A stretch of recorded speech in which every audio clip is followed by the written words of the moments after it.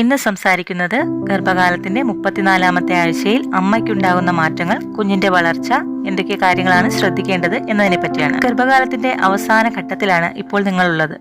ഇനിയുള്ള ദിവസങ്ങളിൽ കൂടുതൽ കരുതലും ശ്രദ്ധയും വളരെയധികം ആവശ്യമാണ്. ഗർഭകാലത്തിന്റെ അവസാന ദിവസങ്ങളിലേക്ക് അടുത്തുകൊണ്ടിരിക്കുകയാണെന്ന് തന്നെ പറയാം. ഏറെ പ്രതീക്ഷയും അതുപോലെ ആശങ്കയും നിറഞ്ഞ ദിവസങ്ങളാണ് ഇനിയുള്ളത്. കുഞ്ഞിനെ കാണാൻ ഏറെ ആകാംക്ഷയോടെയാണ് അമ്മ ഇപ്പോൾ കാത്തിരിക്കുന്നത്. ആദ്യഘട്ടത്തിലെ പലതരത്തിലുള്ള ബുദ്ധിമുട്ടുകളും ഇപ്പോൾ ഉണ്ടാകില്ല. എന്നാൽ കഠിനമായ ക്ഷീണവും പലതരത്തിലുള്ള വേദനകളും ഈ ഘട്ടത്തിൽ ഉണ്ടാകാറുണ്ട്. എന്തൊക്കെയാണ് 34ാമത്തെ ആഴ്ചയിലെ പ്രത്യേകതകളെന്ന് നോക്കാം. കുഞ്ഞിന്റെ അനക്കം ധാരാളമായി ലഭിക്കുന്ന സമയമാണിത്. കൃത്യമായി അനക്കം എണ്ണാനും അതുപോലെ അനക്കം കിട്ടിയില്ലെങ്കിൽ വൈദ്യസഹായം തേടാനും മറക്കരുത്. പ്രസവത്തിന്റെ മുന്നോടിയായി കുഞ്ഞിന്റെ തല താഴേക്ക് വരികയാണ്. ആശുപത്രിയിലേക്ക് ആവശ്യമായ സാധനങ്ങളെല്ലാം ഈ ഘട്ടത്തിൽ തയ്യാറാക്കി വെക്കുന്നത് നല്ലതാണ്. കുഞ്ഞിനും അമ്മയ്ക്കും വേണ്ട സാധനങ്ങളെല്ലാം കൃത്യമായി നേരത്തെ പാക്ക് ചെയ്ത് വെക്കാവുന്നതാണ്.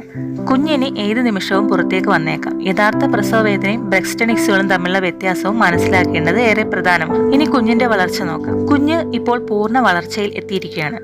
ഗർഭപാത്രത്തിലെ സ്ഥലപരിമിതി കുറവാണെങ്കിൽ പലപ്പോഴും കുഞ്ഞിന് ചില സമയത്ത് അനക്കം കിട്ടാൻ ഏറെ പ്രയാസമാണെന്ന് തന്നെ പറയാം. 2 മണിക്കൂറിൽ ഏകദേശം 10 അനക്കമെങ്കിലും ലഭിക്കണമെന്നാണ് ഡോക്ടർമാർ പറയുന്നത്. കുഞ്ഞിന് ശരീരഭാരം കൂടുകയും അതുപോലെ തൊലിക്കടിയിൽ ഈ ഘട്ടത്തിൽ കൊഴുപ്പുണ്ടാവുകയും ചെയ്യാറുണ്ട്. കണ്ണിന്റെ നിറം മെലാനിൻ എന്ന പിഗ്മെന്റിന്റെ അളവിനെ ആശ്രയിച്ചിരിക്കുന്നു. പിഗ്മെന്റുകൾ കുറവോ പിഗ്മെന്റോ ഇല്ലാതെ ജനിക്കുന്ന കുഞ്ഞുങ്ങൾക്ക് നീല കണ്ണുകൾ ഉണ്ടാവും. എന്നാൽ ആദ്യ വർഷങ്ങളിൽ ആ നിറം മാറിയേക്കാം. കുഞ്ഞിന് ജനന സമയത്ത് ഇരുണ്ട കണ്ണുകൾ ഉണ്ടെങ്കിൽ നിറം മാറാനുള്ള സാധ്യത കുറവാണ്. 34 ആഴ്ച എന്ന് പറയുന്നത് 8ാം മാസമാണ്. കുഞ്ഞു വരാനിനി ആഴ്ചകൾ മാത്രമാണ് ബാക്കി. ഇനി അമ്മമാർ നേരിടുന്ന പ്രധാന ലക്ഷണങ്ങൾ എന്തൊക്കെയാണെന്ന് നോക്കാം. പ്രധാനമായും ബ്രസ്റ്റണിക്സുകളാണ്. പ്രസവ വേദന പോലെ തോന്നിപ്പിക്കുന്ന ബ്രസ്റ്റണിക്സുകളാണ് പ്രധാനമായും ഈ ഘട്ടത്തിലെ ഒരു ലക്ഷണം. പ്രസവ വേദനയും ഇതും തമ്മിലുള്ള വ്യത്യാസം തിരിച്ചറിയാൻ ശ്രമിക്കുക. ഇടയ്ക്കിടെ വേദന ഉണ്ടാകുന്നത് സ്വാഭാവികമാണ്. മാത്രമല്ല, വിശ്രമിക്കുമ്പോൾ ഇത് മാറുകയാണെങ്കിൽ പേടിക്കേണ്ട ആവശ്യമില്ല. കൃത്യമായ ഇടവേളകളിൽ വേദന തുടരുകയാണെങ്കിൽ ഡോക്ടറെ കാണാൻ ശ്രമിക്കുക. അതൊരു പക്ഷേ പ്രസവവേദനയായിരിക്കാം. പിന്നെയുള്ളത് സ്തനങ്ങളുടെ വലിപ്പമാണ്.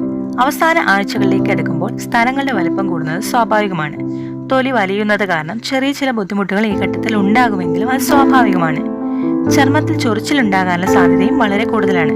കൃത്യമായി മോയ്സ്ചറൈസർ ഉപയോഗിക്കുന്നത് ഈ ബുദ്ധിമുട്ടുകൾ കുറയ്ക്കാൻ സഹായിക്കും. പിന്നെ ഉണ്ടാകുന്നത് പെൽവിക് വേദനയാണ്. പ്രസവത്തോടടുക്കുന്ന സമയത്ത് പെൽവിക് ഭാഗത്ത് വേദനയുണ്ടാകാം. കാരണം കുഞ്ഞിന്റെ തല താഴേക്ക് വരുന്നത് കൊണ്ടാണ് ഇത് സംഭവിക്കുന്നത്. മാത്രമല്ല, നടുവേദനയും അതുപോലെ മൂത്രസഞ്ചി ഇപ്പോഴും നിറയുന്നത് പ്രധാന പ്രശ്നമാണ്.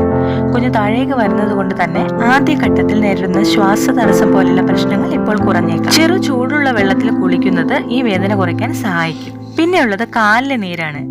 ഗർഭിണികൾ എപ്പോഴും നേരിടുന്ന ഒരു പ്രധാന പ്രശ്നമാണ് കാലിലെ നീര്. ഒരുപാട് നേരം നിൽക്കുന്നത് ഒഴിവാക്കിയാൽ ഈ നീര് വരുന്നത് കുറയ്ക്കാൻ കഴിയും. ഇരിക്കുമ്പോഴും കിടക്കുമ്പോഴും കാലുകൾ അല്പം ഉയർത്തി വെക്കാൻ ശ്രമിക്കുന്നതും ഗുണം ചെയ്യും. പിന്നെ ഉണ്ടാകുന്നത് മലബന്ധമാണ്.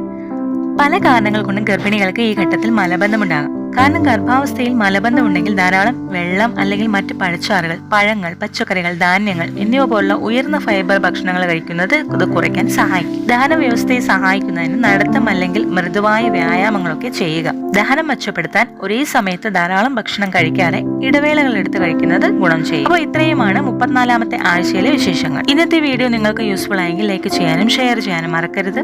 അടുത്തൊരു വീഡിയോയിൽ കാണുന്നത് വരെ ബൈ.